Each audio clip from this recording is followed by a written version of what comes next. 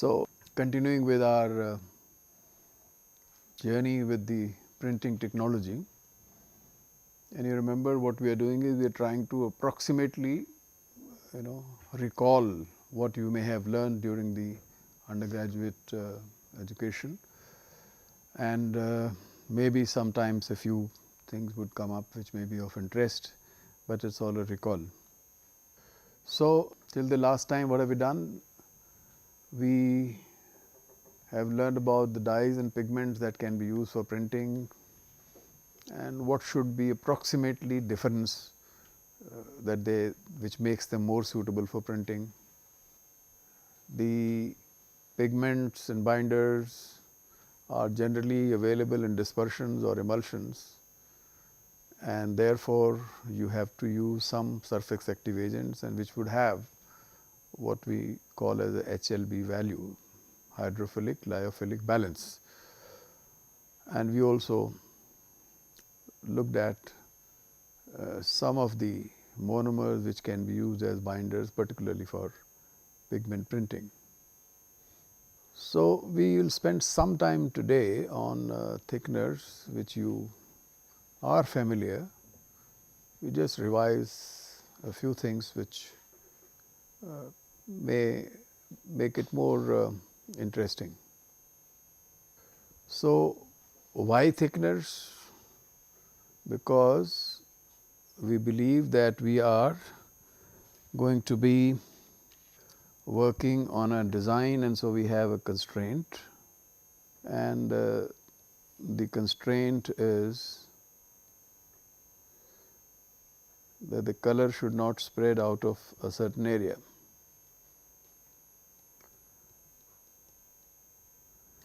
And so, we make a colored paste, mix them into some type of a thickener which is also a paste. So, we take a thickener, add a colorant and then make a paste and work around. Because we do not want this boundary to be crossed, that is one aim.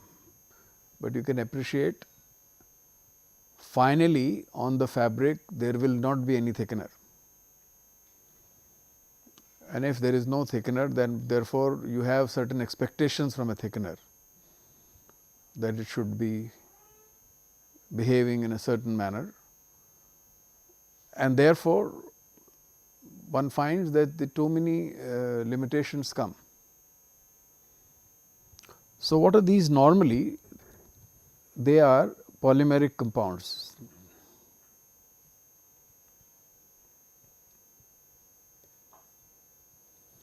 So, they are polymeric compounds, so they are long chain things, like the fibers also are polymeric compounds, but obviously they may not be suitable for making fibers.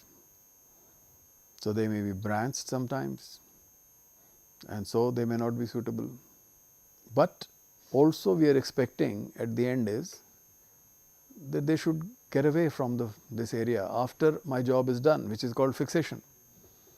So, after the fixation is done, these type of materials and anything which has been added to them must get out.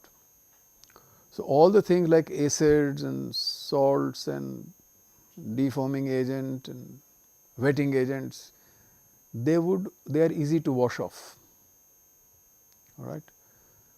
But the moment polymers are added, they are not easy to wash off, because they are soluble, but they dissolve also with little of hard work, and therefore, they come out also with little bit of hard work. And so, this selection of some of the polymers which can be used as thickeners, people have tried a lot of compounds, not just one. Then we have the molecular weight. So, the molecular weight is important because it can change viscosity.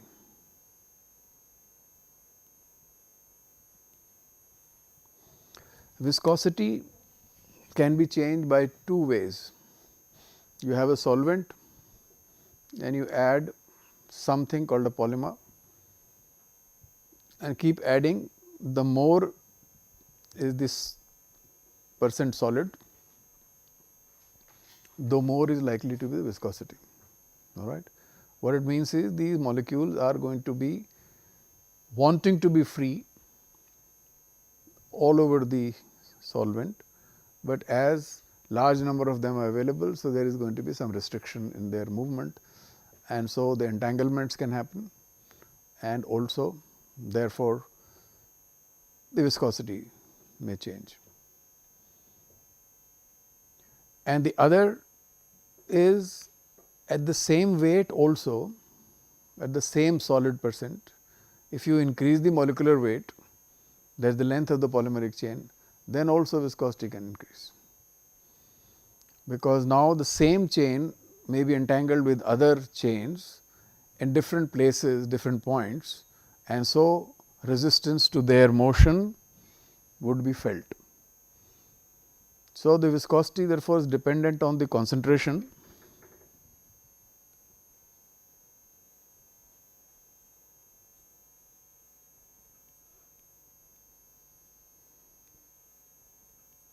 definitely, and also on the molecular weight.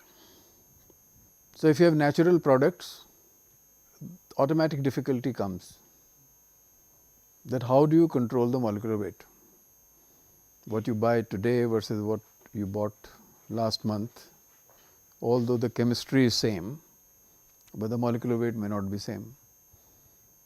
So, what do you do? So, we must evaluate. If you do not evaluate and just use anything, then every time whatever you add will give you different viscosities,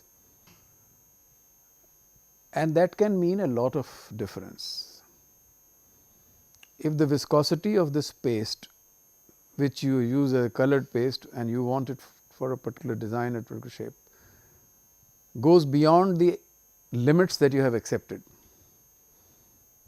then the diffusion area, diffusion, crossover from one design to another will also be seen.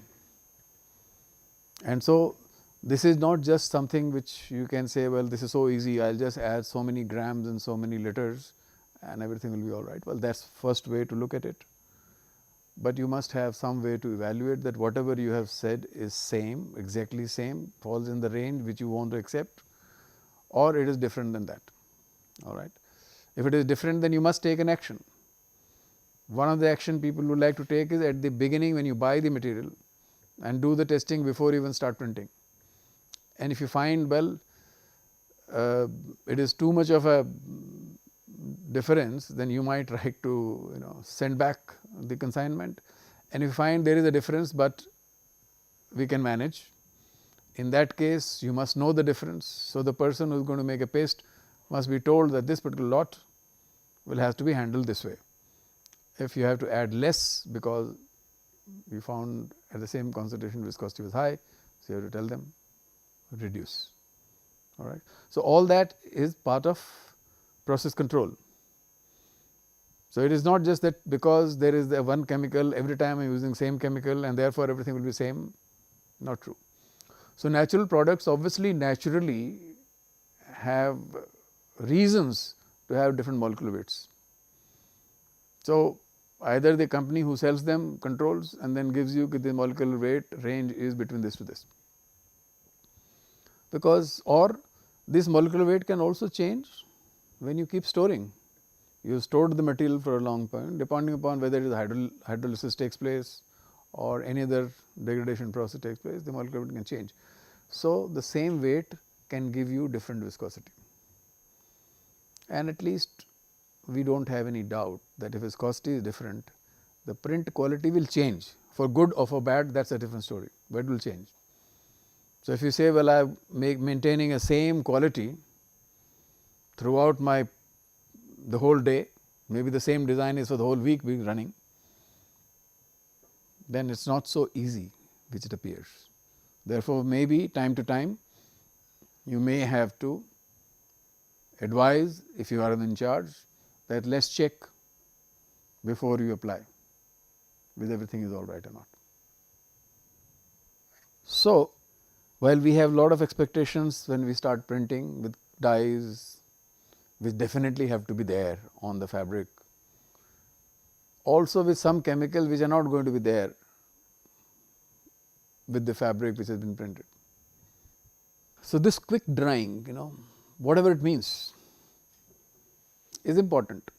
We are quite sure that you will be using aqueous based thickeners, agents which are going to give you viscosity. But invariably it is not one color which is printed at one time. So, in the same design there are 6 colors, 7 colors, and even if you look at a flatbed screen printing machine, so if it is automatic, semi-automatic machine, the fabric is moving. So, you have printed the yellow color, just as it moves to the next station, the red has to be printed, as it moves to the next station, the blue has to be printed. So, if this is the one, the screen gets lifted, the fabric moves, the next screen comes, then the fabric moves. And now, during this process, this quick drying only means that when you put the screen again on a printed area and then again you lift, the already printed design must not get lifted or get stuck to the screen and then get smudging. So, a bit of a drying is required. So, you may help it. It is quite possible your belt on which the things are moving, the fabric is moving, is also heated. But if suppose it is very highly, it remains highly tacky, because the time between the two overlaps is not very high, and so this is an expectation that whatever you do with the paste and also the process, one design after the other, there must be some drying, not fully dried, that will happen later after all the colors have been printed, but you still want, it should be not too bad. This is what we just talked about, that they should have a desired viscosity, which we sometimes call a printable viscosity, and a flow. So, let us say a screen has a paste and you lift the screen, the paste does not come down, because if that was true, then it will keep dripping. So, when does it come down? When you put a squeegee, otherwise it does not come down. So, there is a flow. So, this flow must be maintained, and so you can't say that every chemical will behave like this. Let us say tomorrow I start printing with the paste of PET in some solvent. You might find it does not work, something gets stuck. All right. So, it is also important, once the viscosity is there desired, then it flows through the screen,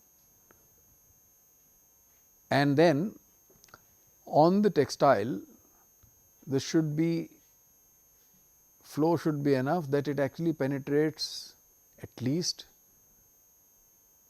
if not within the fiber, in the capillaries between the fibers and the yarns, and it should happen quickly. This is what is expected while we are printing.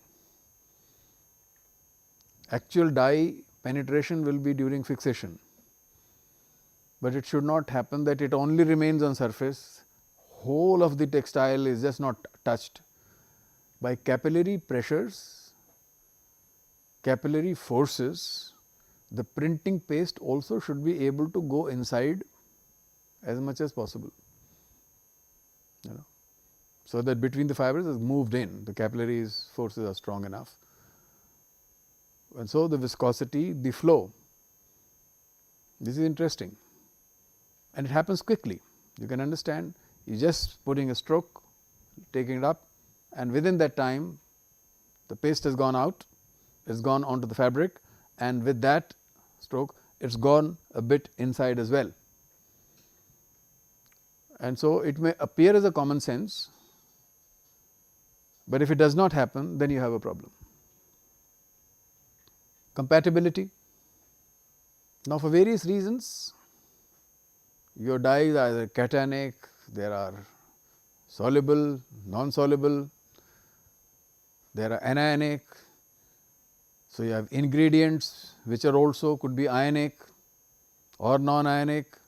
So, adding so many things And if suppose they interact with this polymer, which is called the polymer for generating viscosity or thickening agent,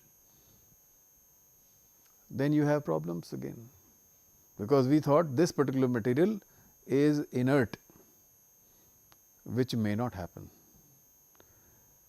So, it may not form the bonds that you are looking with the fiber, but it may have enough reasons to have van der Waals forces, hydrogen bonding, or sometimes even covalent bonding also.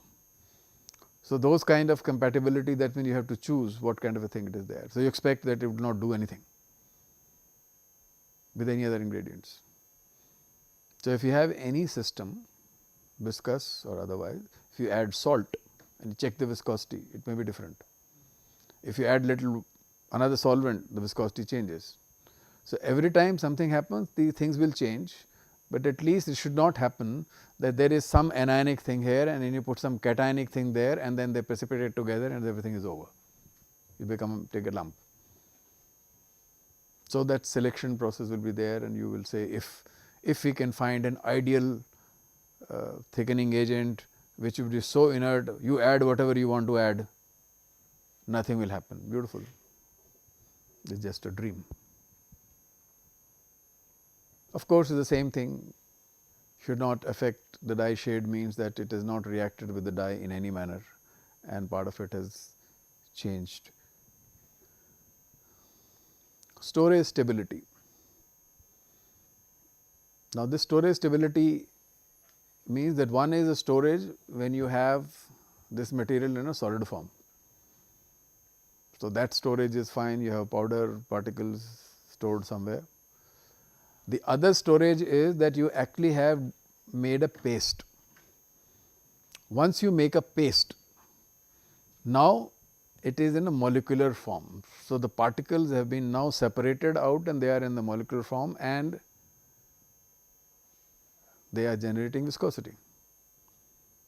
So, now they are also more vulnerable to anything which you add to that, like you add acid.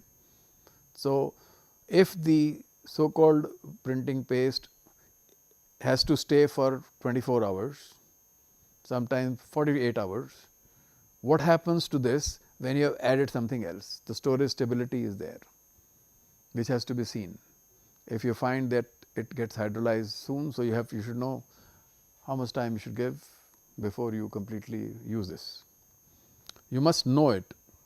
You may desire the storage stability for 1 month, it may not happen, but you should know what is this stability in terms of how much time can you give so that you can use it, nobody will have any problem, or it will be, the problem will be within the acceptable limits. You can't say there no change, change will take place. Then after so called printing and drying, the film should not crack. If the glass tension temperature of this polymer is high, then it becomes more rigid, and then during the folding processes, before you have fixed, it can develop cracks, and if the cracks develop, then the penetration, diffusion, etc., those portions will be affected and you may see some change. And if it so happens that actually the whole film goes down, breaks, the dye also comes out with it. So, there should be elasticity in the film, in the sense that during the temperatures when we are working, it should remain flexible enough, so it does not fall off. This I think we talked earlier also, the whole paste should be low foaming, because the word low has been used instead of no, because you are adding a wetting agent there while moving. So, all the surface active agents, when they are agitated, can form foams. This is normal conventional printing. There was a time when people were promoting foam printing, not printing of a foam, but printing by a foam, because foam also is a state of matter which also gives viscosity. You see, you can have a nice kind of foam which actually almost looks like a solid, all right. And why they want to do is because if you can print it very nicely with the foam, then when you dry, most of the foam which has air goes off, and so energy requirements are low, then washing requirement would be different, and so on and so forth. But that technology hasn't really picked up so much, because the stability of the so called foam is always a question. The bubbles can keep rising up, and then suddenly find if the bubbles initially were spread out across the whole bulk versus some of them have now come up, the viscosity at two different places is different. So, this become much more difficult to handle than the normal polymeric compound which give you viscosity. So, generally we believe low foaming is a better one. So, that just a paste which can be applied very easily. So, sometimes you have to add some agents.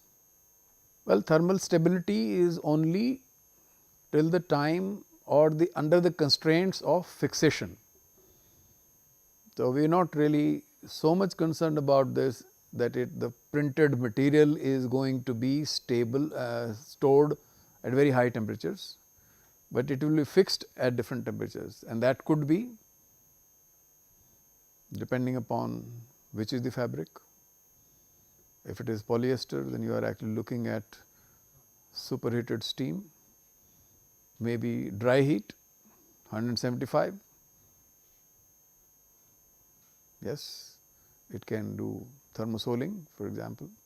That kind of a method could be used, thermofixation, or normal pad dry cure or steam. So, that much stability should be there, that should not actually go. Fortunately, that is not too much of a problem. And this, of course, after you have done your job, you wanted it to stay there on the fabric till the time the fixation. After that, you must be able to wash. Washing anyway, we said, is a problem, one color flowing over the other. And if this also becomes a more problem, then this will flow with the color and get stuck also, the color can diffuse also. And wherever you have printed, and if the thickener has not been washed off, it is stiff. So, you want the original handle of the fabric to be restored. So, this must be washable. And of course, these days we must talk about this, that part of it is going to go into the wash liquor and into wherever it is going. If it is not biodegradable, then you can be in trouble. In fact, when you have polymeric material and you do the ETF, effluent treatment, it is not easy. There is a difficulty with salts, there is difficulty with acids, chemicals, dyes, but if also have polymeric material which have to be removed, it becomes more and more difficult. But that is it, you still have to worry about it. And of course, one would want it to be as cheap as possible. Sometimes there is too much of an expectation. Stock thickening, the term, that means like you have stock solutions. Have you heard of stock solution? Right. So, in dyeing also we make a solution first and then keep adding little bit from there to make a dye bath. So, similarly you have stock thickening. Why do we have a stock thickening? Is the printing paste preparation is a tedious process. It is not easy dissolution. So, you have to dissolve it much in advance, because we should not have lumps, we should not have bubble, we should have desired viscosity. Low molecular weight compounds are easy to dissolve, high molecular weight compounds are difficult to dissolve. So, you have to work for hours to make a smooth, nice paste. And so, you say, well, we will do this work before, and so nice paste is available, and this is what we call as a stock thickening. And this thickening also contains various ingredients also. Suppose you are supposed to print with a reactive dye, then some of the ingredients are put in the stock thickening itself. And so, if you keep adding and making the thickening paste at every time that you need, then you will cause lot of batch to batch variations. And as we said, the material itself, based on its own molecular weight, may be having different molecular weight. So, you have batch to batch variation. So, you say at least one lot we make and finish and work on the stock. So, the color is added later, and because of that, this also may have to have, let us say you are doing the red, blue, green kind of a design.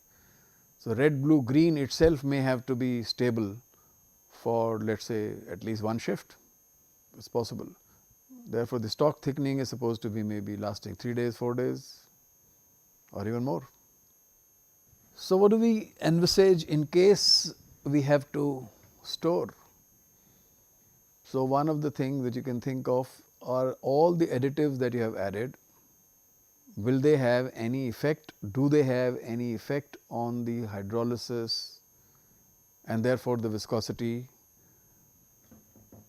And so, these complications can be there, and one must know what things can be added, what cannot be added, that is one part. And then also check if the viscosity has changed in any manner which is not conducive to your printing. So, those kind of things we may have to work on. So, various thickening agents, as we said, there are polymeric compounds. Starch was one of the early agents which was tried for printing paste. Different molecular weights of starch were used. Some were pre-hydrolyzed, and you had to use lot of solids, almost as much as 50%. Okay.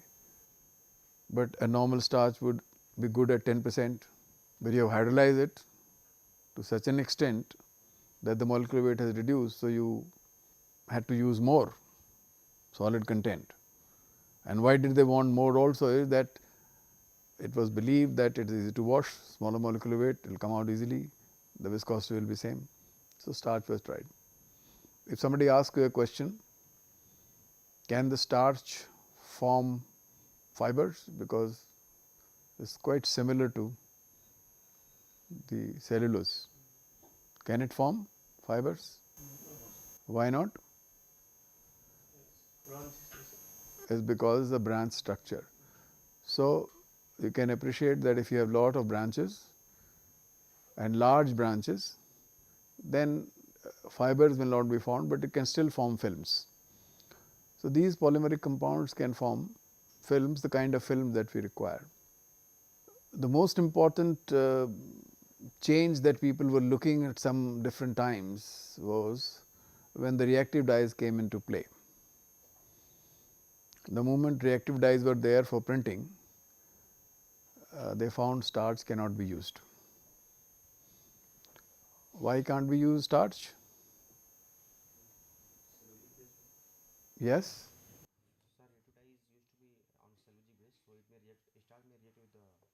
Right. So, starch also has hydroxyl groups. So, at a particular condition when hydroxyl groups react with the reactive dye, starch also gets. So, you will have lot of wastage, almost more on starch, less on fiber. So, this is something which people were not very happy about. You can always go back and see the structure of starch and the cellulose, how they are different. One important compound that came to rescue was called the alginate. The major change that you should be worried about or interested in, other than these names, you understand 1,4 linkage, right? This area.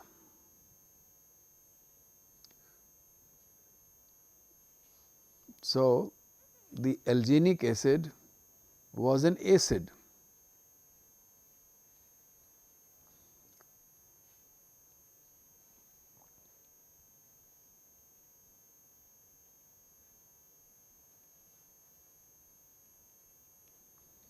So, you have sodium salt.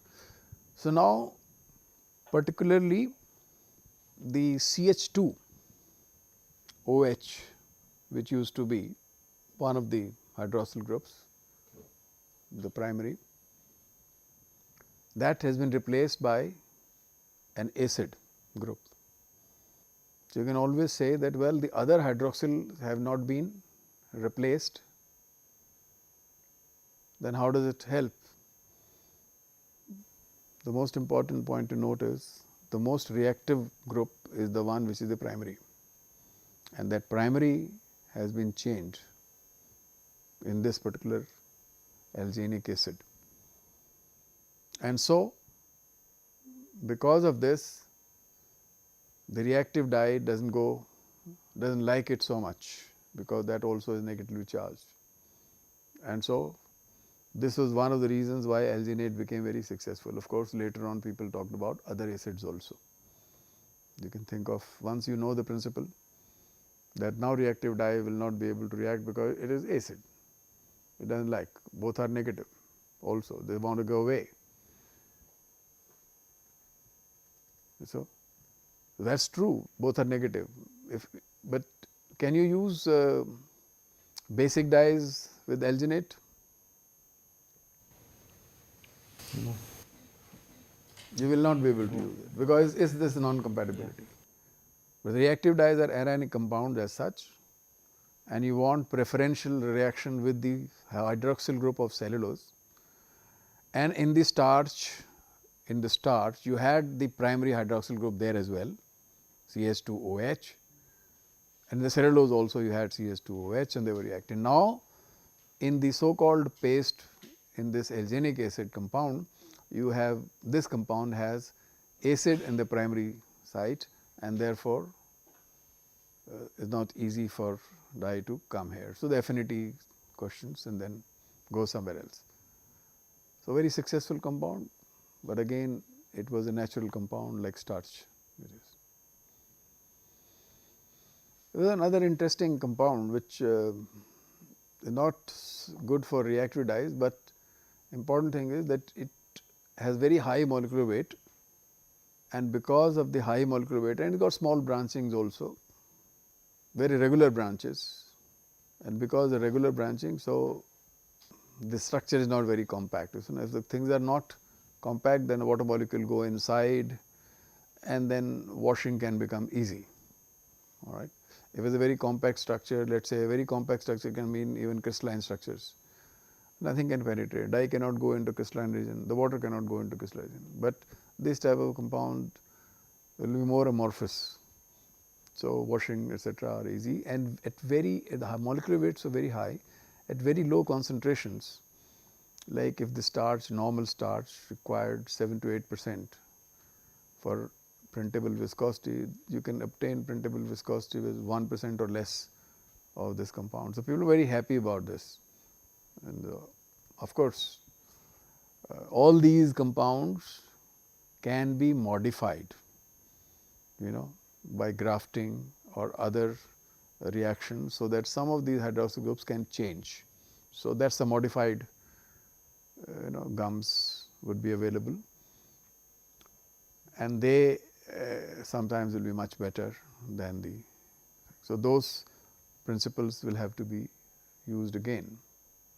I did not talk about, let us say, CMC, I think you can learn about it. I have just gone below.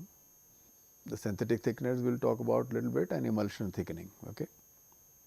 So, emulsion thickening is for printing of pigments, and one of the reason is that the emulsion thickening has zero solid content. Now, you say, how do you get a viscosity with zero solid content? How do you get a viscosity with a zero solid content? So, what was being done, if you remember, that you were not using any other polymeric printing thickening agents, you are not using starch, you are not using any other agent. What you were using was oil emulsion, oil water emulsions.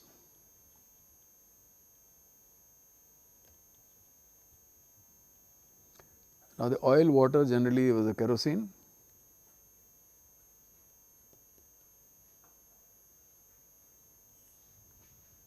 So, oil water emulsion. Why I was calling? You had to add some oil. Water anyway was there in every thickening. So, oil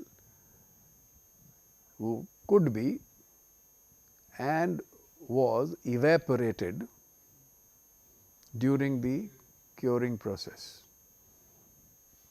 So, everything which is called a thickening, which was giving viscosity, would just go away. So, you do not have to wash it, that is one. But why did we need that? Why did we need this kind of thing for pigment printing? What was the need? If you remember, all the pigment printing people were using emulsion thickenings. One of the reason is because pigments have no affinity and therefore, affinity for the fiber, and therefore, you are using a binder. It is the binder film, when it gets fixed, then you talk about the fastness of the print, but it is the fastness of the film which is responsible for the fastness of the color or design. And how it is happening is because this film is able to entrap the pigment particles and keep them in the position. If you use thickening agents which have certain solid content, those agents also will be trapped and you will not be able to wash them off. So, within the binder film you will not only have pigments, but also you will have some polymeric compound other than the film also trapped. You need a viscosity, without that you can't print. And so, people found that if you use oil water emulsions using a suitable surface active agent, then it is possible to print, you can get desired viscosity, and during the process when the film is getting cured, this oil water emulsion evaporates. Water evaporates anyway, this oil also evaporates and you have a clear transparent film of the binder. So, you can see nice colors, otherwise they would all be dulled. Okay. At a later date, people found that there are dangers of two types. One, in the stentor, when there is too much of oil concentration, you can have fire. That was one. So, if it exceeds the critical concentration, and you can get fire, temperature is anyway very high. But you could, if you could look at and look after this problem also, then people are worried about the oil going into environment. And so, that also was environment problems, as also the problems related to the fire hazard also were taken into consideration. They then thought about synthetic thickeners and polyelectrolyte structure. You see, the best part of one of these polyelectrolytes is that at a given concentration, when you dissolve them, the viscosity is very low, it just flows like water. But you change the pH and suddenly you have very high viscosity. For example, if you have this polymeric molecule and you generate negative charge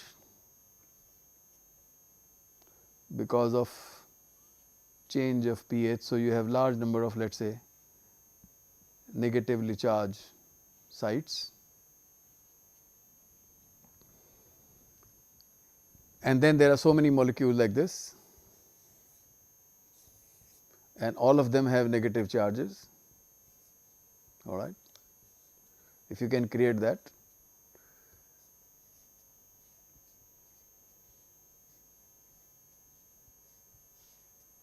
So, lot of negative charges all around. So, what will happen? They repel, and they repel to such an extent that the friction between the two becomes very high, and immediately viscosity gets generated. So, these are called polyelectrolytes.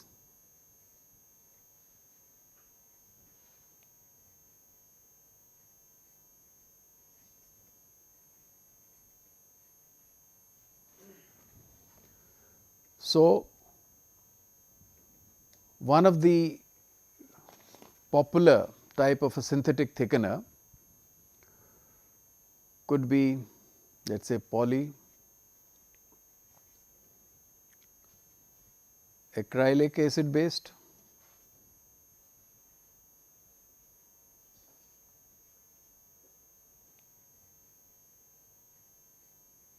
so polyacrylic acid obviously will have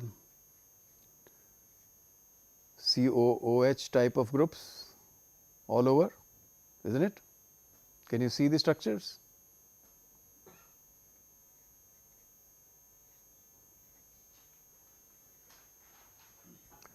So, the acrylic compounds, and so there will be large number of COOH groups, but the COOH group by itself is not ionic, not so much ionic. So, when does it become ionic? When you, let us say, add an alkali. If you add, let us say, ammonia or ammonium hydroxide or sodium hydroxide, then they will get ionic. So, they become ionic. So, once they become ionic, then we get lot of viscosity. You change the pH, there is no viscosity. So, this is a very interesting compound. So, it is very interesting as well as very delicate. But then how did it come to zero solid? The zero solid concept meant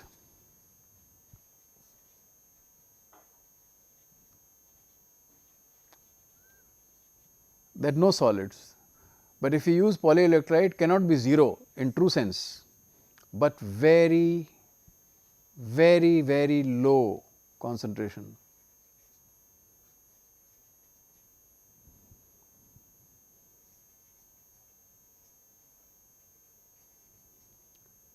So, you have very low concentration, low viscosity, and suddenly you add alkali, very high viscosity, and then when you wash, alkali is gone, viscosity is low, and even if it is trapped in the binder film, it would not change the tone and the brightness of the print. Okay. This is an important part of the concept of a zero solid. So, very low means you can actually be thinking of 0.2%, 0.1% type of things, which also can give very high viscosity. So, the concentration will adjust based on what you want, but no oil, so no fire hazards, and no environmental problems. So, today we shall stop here and pick up a few more interesting topics in the conventional printing next time.